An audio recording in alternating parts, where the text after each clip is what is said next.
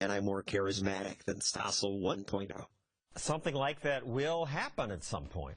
The current issue of Reason is titled Hi, Robot, and it's optimistic. It says robots come bearing coffee and sex, and we should welcome our artificial brethren. Peter Suderman covers technology for Reason, and he welcomes it. But emerging technology specialist John Havens says we should not welcome our new robot overlords. Overlords? Humans, for instance, have finite capabilities. So for work and automation, for instance, we can only work 60, 70 hours a week. We have to make a decision. Are we going to choose human workers or machines? Yeah, Peter, that does scare people. The robots are better now. When the Stossel 2.0 robot takes my job, I and a lot of other people will have nothing to do. Well, I think that that's something that a lot of people worry about, but I don't think that it's something that we should be worrying about. I don't see robots as overlords. I see them as our partners, and in some cases, our tools. But if they're taking my job, he's not my partner. But that is going to free you up to do something else, just as the industrial age has freed us up to do many things that could not be imagined 100 or 200 years ago. 200 years ago, 70% of the United States were farmers. And the jobs that we have before now, that, 90% before that. And right. now it's 2% or something. People could not imagine the jobs that we have now 200 years ago, 100 years ago. And we can't imagine the jobs that people will have 100 or 200 years from now. And many of those jobs will be possible because of robot automation. It still makes people nervous. Here's how the great philosophers who write The Simpsons with this issue. These are robots. You will train them, and they will replace you. I give you permission to shake your fists in anger twice.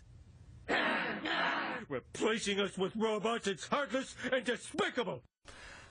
This will happen to plenty of people, and not all will find jobs. What you've always seen is that more jobs have been ultimately created in the economy, that the number of jobs has expanded with the number of people because people are creative and inventive, and they find things to do.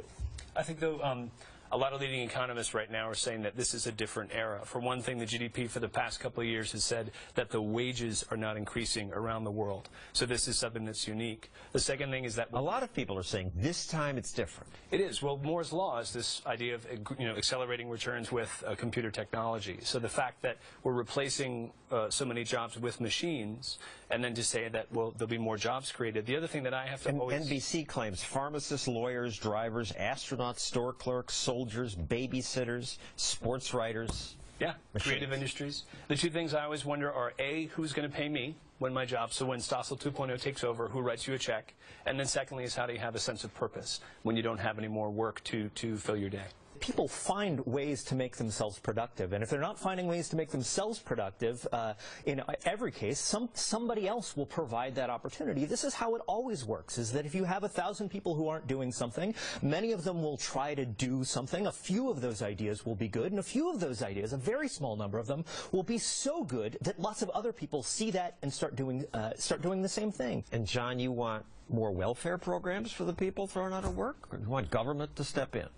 Well, what's tough is the government question, the universal basic income question is one of them, and the welfare, we were just talking about this before we came out. It's multifaceted. There's not sort of an easy solution, but the question is, what is the other alternative? It's that these 1,000 are without jobs.